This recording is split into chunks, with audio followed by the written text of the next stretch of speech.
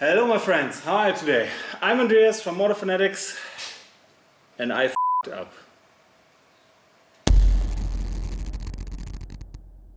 What you guys can see here is the spot where I cut a piece out of the frame.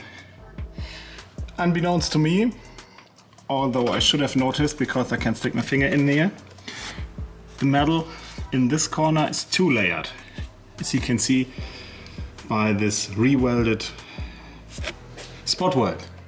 So I cut it out as neatly as I could, welded back in the first panel, used welding primer, used deruster and anti-rust all over in here, and then the second panel, and as you can see it's not perfectly spot on, but I will re-weld this and make this a little bit cleaner. In the end it will do. We're slowly closing in to make it look stock. I noticed some pinholes here. I will weld those shut. I will weld a small bead over here to make it look uniform, grind it down, and yeah, that's pretty much it. And here's my special wire, SG2 Ti. Special welding wire for cars with a copper coating, and it probably would work magnificently if my cheapo ass welder could handle 0.6 millimeter wire. It can't. The motor and the wheel on the motor, the flywheel if you can call it that, only works with 0.8 and above. So I put it in and nothing happened. Yeah, so it's back to 0.8 and let's see how this goes.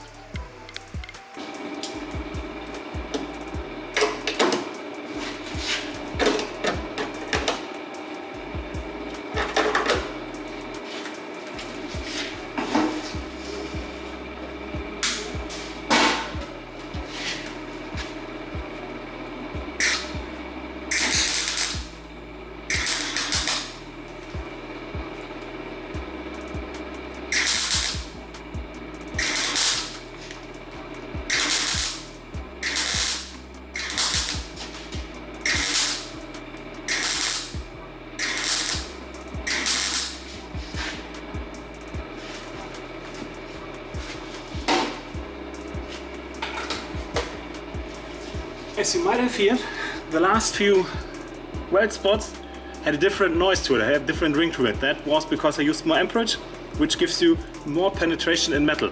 Unfortunately, since this is still 0.8 millimeters metal, if you crank up the amperage too high, you're gonna straight burn through the metal. That's why I used the lower settings, which doesn't give you that much penetration, which isn't a big deal.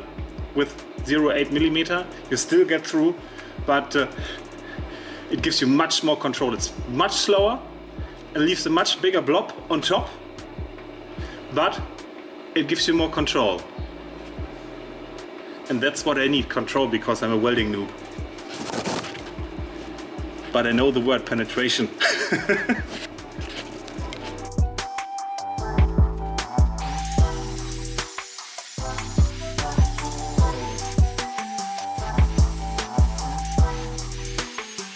It was at this moment that he knew he fucked up. I can't even explain how much I hate welding thin metal. I can't. I'm calling this quits. This is good enough.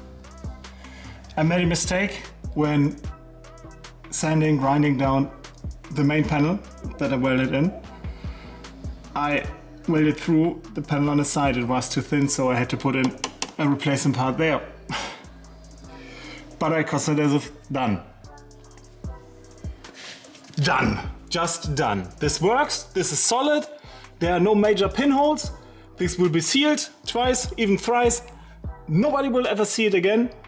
It's structural sound. It's stable. and I'm calling it quits for today. One eternity later.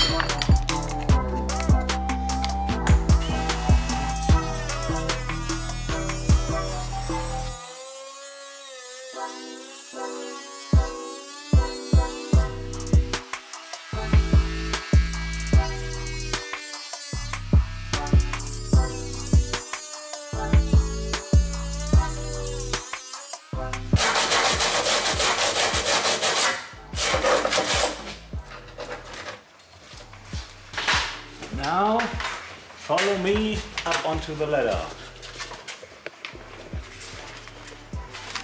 The flashlight to work. And here we are.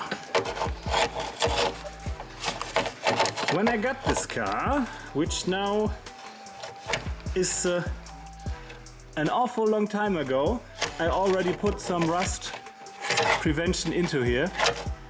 But it didn't help. Well, it didn't help enough. So we're gonna do it once again.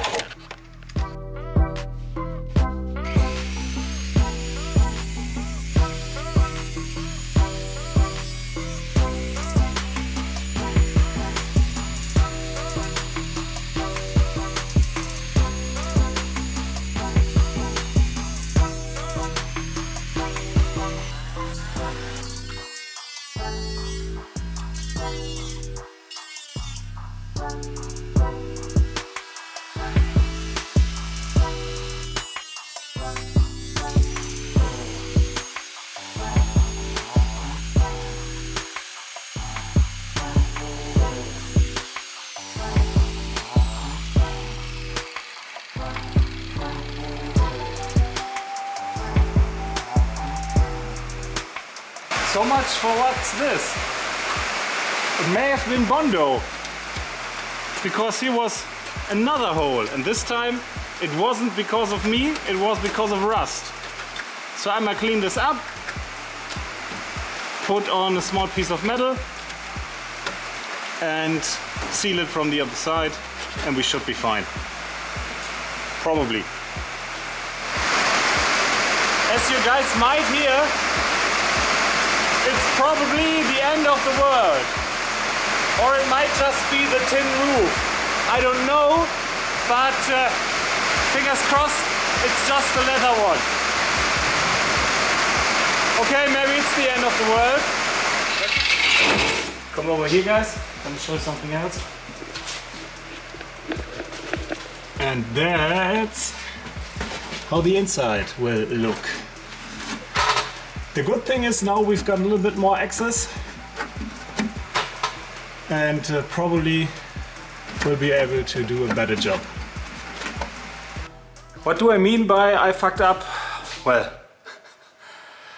I've been welding and welding and welding and cutting, sanding, welding and derusting, and you have seen already this spot, which now looks half decent, which is now sealed and only waits for its finishing primer and paint and underbody sealer. As you might hear in the background, there is already a little bit of rain and more is supposed to be there. I didn't even get to use the rust converter on the rest of the underbody because I just wanted to work on a small, tiny speckle of rust and get that one done too.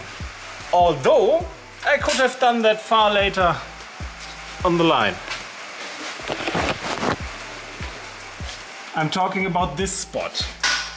And inclined car enthusiasts might notice, if you take a look, you can see out of my car on the other side. That's not supposed to be like that, because after that spot, I noticed that spot. After removing that piece, I noticed this spot, which goes into the wheel well. After derusting, welding, primering, blah blah blah blah, yada yada yada, I noticed this spot. And now it's all over the same shit again. I've started preparing parts to weld it in there, you know, making it fit.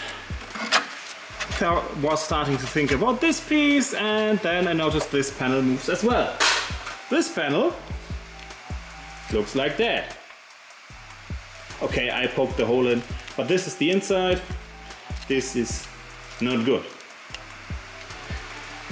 Probably if I hadn't poked it and would have let the rust converter do its job, it probably would have held on to dear life for another 5 to 10 years. If nobody touches it and nobody looks at it the wrong way.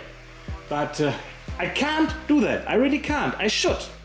A lot of my friends said, come on, just put a panel over it and get it done. I physically can't do it. It gives me pain to do janky shit. Having said that, we both know that although this works and will work for a long time, I still feel janky ass about it. That's probably the theme of the whole car. Everything I did on the Skyline with triple and quadruple thought is thought that is lacking on the Subaru. Well, my friends, that's pretty much everything for this week. Again, not much of it has happened, but unfortunately that is sometimes the case. Guys, you've seen the flooding, you've heard the flooding. I hope my house is still there where I left it when I went to the workshop.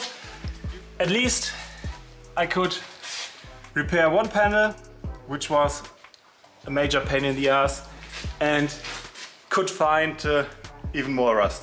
I try to see it positive, better I see and fix it now than notice it later when everything is freshly painted and everything is freshly done, and then I get really angry. Not that I'm not angry now, but it could be worse, but it could be a lot better.